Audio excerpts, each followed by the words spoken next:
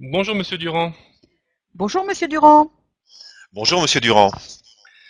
Alors l'équipe est réunie pour vous présenter notre plan d'évaluation de cette formation hybride sur les fondamentaux de la prise de parole en public. Ce dispositif doit permettre de faire remonter deux types d'informations: l'amélioration des compétences attendues et la validité du dispositif novateur de e-learning. Pour atteindre ces objectifs, l'évaluation se fera sur 4 niveaux. Tout d'abord, la satisfaction, les acquis d'apprentissage, le transfert de compétences et enfin la performance. L'évaluation de la satisfaction réalisée à chaud concerne le ressenti des participants vis-à-vis de la formation. Elle est plus du domaine de l'affect. Cette évaluation se fait de deux façons. En interrogeant directement les participants, ce qui donnera le reflet global du dispositif de formation, c'est-à-dire le contenu de la formation, les supports utilisés, le tutorat, le temps passé et l'intérêt de cette formation. C'est le rôle du questionnaire de satisfaction. En compilant les données de la plateforme, l'outil de suivi permettra de mesurer le taux de participation aux activités et le taux d'abandon.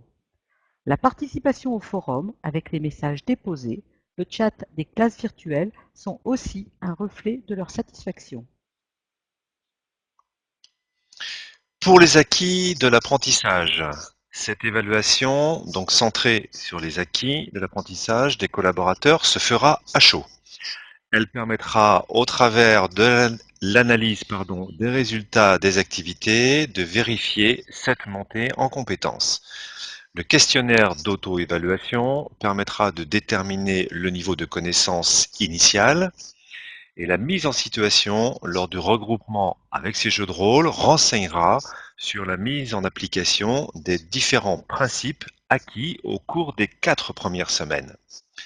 Entre les deux, l'analyse de la grille d'évaluation des activités renseignées par le tuteur au fur et à mesure de la progression de la formation donnera une image des acquis et des points qui restent à améliorer. On y trouvera les résultats des quiz, des modules d'auto-formation, des jeux d'identification des erreurs et des livrables. Alors à l'issue des premières étapes de la formation, les apprenants devront mettre en pratique leurs acquis dans le cadre habituel de leur mission.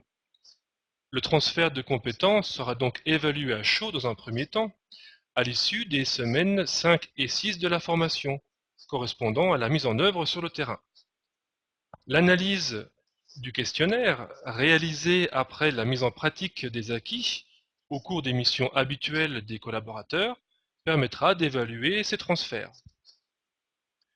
À distance de la formation, vous pourrez avoir une évaluation de ces transferts lors des entretiens professionnels de vos collaborateurs.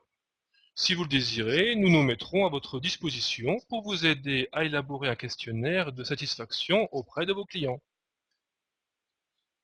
La performance est pour vous un critère important qui a motivé cette formation. Elle doit s'évaluer à distance. Toutefois, l'évaluation de la performance n'est pas de notre ressort. Elle vous appartient. Nous ne pouvons pas assurer cette évaluation de vos collaborateurs. Il faudrait que nous ayons accès aux courbes de résultats et aux retours de vos clients.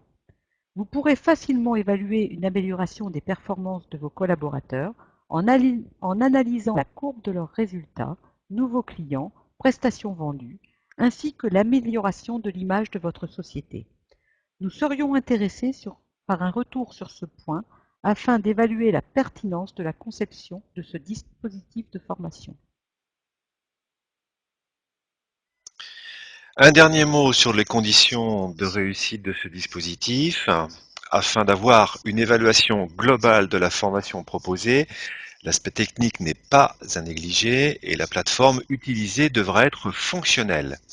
Les 4 axes de l'évaluation sont à réaliser en respectant le calendrier et en impliquant tous les acteurs, participants, tuteurs, managers.